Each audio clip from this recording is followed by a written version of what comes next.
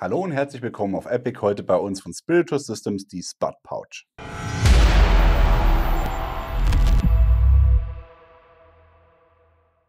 Wir haben jetzt seit einiger Zeit die Spud Pouch von Spiritus Systems im Test und wollten die euch mal vorstellen und vor allem auch mal gegenüberstellen der Cry 556 Pouch aus der Smart Pouch Serie. Da hatte ich nämlich damals auch, als die Tasche rausgekommen ist, gefragt, was ist denn jetzt hier so besonders an dieser Tasche, was die Smart Pouch von Cry nicht kann. Das werde ich euch in diesem Video zeigen, also auf jeden Fall dranbleiben bis zum Ende, denn eine Sache kann sie tatsächlich, oder sogar 2 oder 3 Sachen kann sie tatsächlich mehr.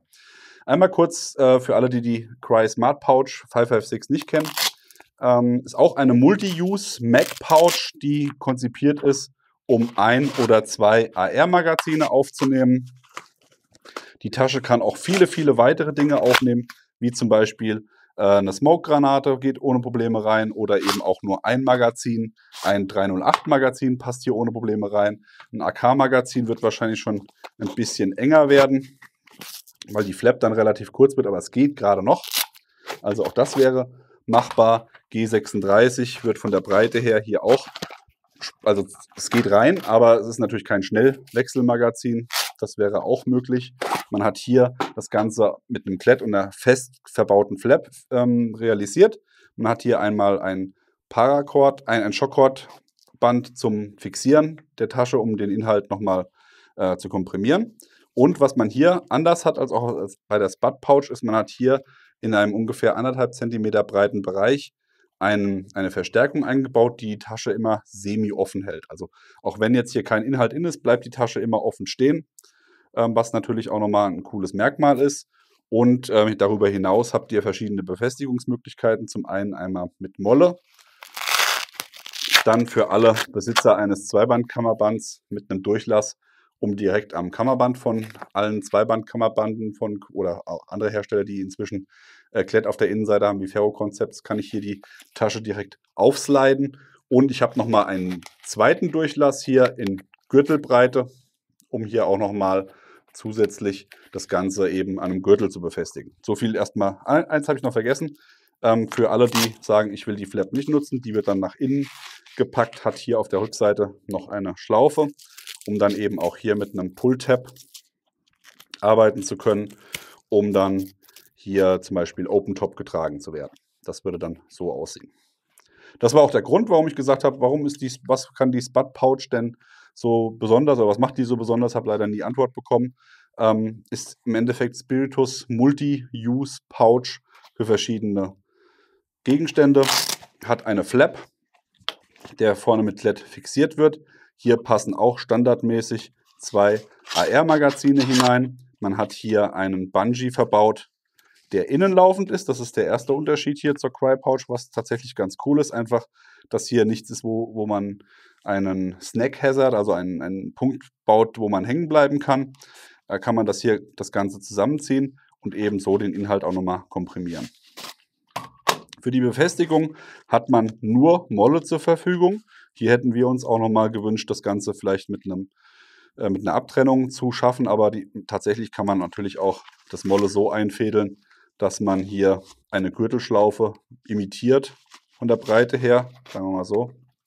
Wenn ich jetzt hier 2 Schlaufen nehme, habe ich jetzt hier genau auch eine Gürtelschlaufenbreite und könnte damit natürlich auch so arbeiten. Geht alles, aber eine extra Option, die es einfacher macht, wäre vielleicht nicht verkehrt gewesen.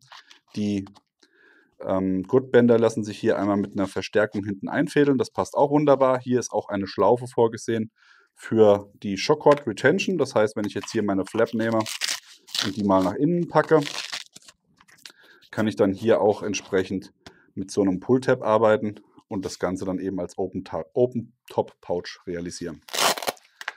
Jetzt kommen die Besonderheiten.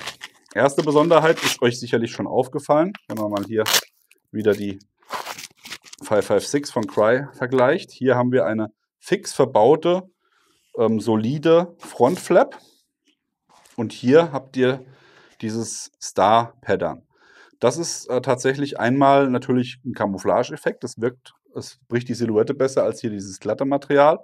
Und das andere ist, durch diese Struktur können Gegenstände, die eben nicht oben gerade abschließen, wie zum Beispiel ein AR-Magazin, greifen diese Sterne hier ein und fassen den Gegenstand so besser ein. Die Idee dahinter ist im Endeffekt gerade dann zu verhindern, dass die Gegenstände in der Tasche hin und her rutschen. Bei einem Magazin mag das jetzt vielleicht nicht so ausschlaggebend sein, aber eben vielleicht bei einer Rauchgranate oder sonstigen Gegenständen, die irgendwie eine andere Form haben, habt ihr hier natürlich, jetzt habe ich den Ring hier mit reingepackt, so, habt ihr hier natürlich die Möglichkeit, hier auch den Ring und alles andere mit einzufassen, um eben so ein Verrutschen oder Klappern zu verhindern. Jetzt habt ihr gesehen, eben die Flap war relativ lang. Das ist nämlich auch das Schöne, vor allem auch für all diejenigen, die sagen, oh Mist, das ist hier, sind alles Sollbruchstellen, wenn das hier reißt und kaputt geht, dann ist die Tasche für den Arsch und damit auch das Geld hinüber. So wäre es zumindest bei der Cry Pouch, aber hier ist es so, dass die Flap sich komplett entnehmen lässt, was hier auch nochmal eine ganz andere Tasche entstehen lässt.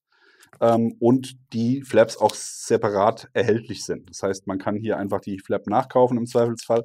Und eben der zweite Vorteil ist, ich kann hier das Ganze in der Höhe so variieren, wie ich das brauche, um eben zum Beispiel auch längere Gegenstände wie jetzt AK-Magazine, wenn ich hier 2 Stück reinpacke, was hier schon mal nicht geht, um die dann auch sauber einzufassen und eben tragen zu können.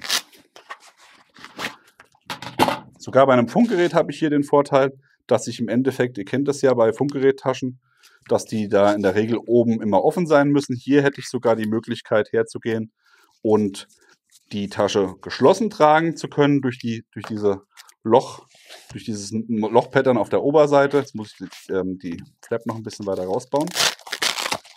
So, nehme ich die Flap, baue die noch ein bisschen länger, setze jetzt hier mein Funkgerät ein und jetzt kann ich hier die Flap oben drüber machen und siehe da, tatsächlich ist das Pattern hier so groß, dass ich hier sowohl die Antenne als auch den PTT-Ausgang, muss ich mal die Kappe abnehmen dafür, so, PTT-Ausgang und auch den Volume-Regler oben freilegen kann, was natürlich deutlich mehr Schutz fürs Funkgerät bietet und eben auch nochmal einen Sichtschutz, wenn das Funkgerät dann an ist. Viele Operator drehen ja dann das Funkgerät nach innen, um eben das Display-Leuchten nicht verräterisch leuchten zu lassen. Und das wäre jetzt hier auch durch die Flap natürlich dann abgedeckt. Einziges Manko ist hier, man hat jetzt hier natürlich an der Innenseite von der Ausrüstung Hakenklett freigelegt, könnte man aber auch im Endeffekt mit einem Stück Abdeckung oder man nimmt sogar das Ding hier, kann man das Ganze abdecken und somit dann, nee, das funktioniert nicht, Fehler von mir, Hakenklett auf Hakenklett geht nicht, aber wenn ihr hier ein Stück Flauschklett habt und das abdeckt, habt ihr dann damit auch dieses Problem gelöst. Ja, ansonsten G36, ungecleant, problemlos, geht hinein. Die Tasche bleibt auch hier relativ gut offen, obwohl sie keine Versteifung hat, also auch da wieder kein Problem. Eine Trinkflasche, Nalgene 0,5 geht ohne weiteres rein. Eine Einweg-PET-Flasche 0,75 kriegt ihr rein. Da wird es mit der Flap, obwohl in der Funkgeräteinstellung geht das sogar auch. Also auch das passt. Was aber das Kill-Kriterium meiner Meinung nach ist, wo die Cry dann auch raus ist, ist die Möglichkeit, auch wenn das vielleicht nicht mehr viele brauchen, die Möglichkeit nicht nur 2 AR-Magazine aufzunehmen, sondern 3. Und das ist gerade für Beltkit-Setups oder Dschungel-Setups oder sonstige Sachen eine coole Sache, weil ich einfach so in einer Boxform auf kleinstem Raum, nämlich auf 2 Reihen Molle, in der Lage bin, 3 Magazine nochmal in der Mac-Pouch zu tragen, ohne dass das stört und die auch wirklich gut entnehmen kann. Ja? Also kriegt man vielleicht hier auch noch mit Ach und Krach irgendwie rein, aber man kriegt sie nie wieder raus. Von daher ist die Spud-Pouch, was die Universallösung angeht, definitiv eine nähere Erwägung wert. Was sagt ihr dazu? Schreibt es uns in die Kommentare. Wir finden, die Spud Pouch ist cool. Vielleicht ein bisschen teuer, wenn sie hier zu uns nach Deutschland kommt, aber im US-Markt definitiv vom Preis her gerechtfertigt. Bekommt ihr aktuell bei Spiritus direkt auf der Seite über US-Kontakt bei Technical Kit in England oder bei Brownells Deutschland, soweit mir bekannt, habt ihr die verschiedenen Möglichkeiten, diese Tasche zu erwerben. Wie immer an dieser Stelle, liken, Abo, Glocke klicken und dann sehen wir uns beim nächsten Mal. Bis dann. Macht's gut. Bye, bye.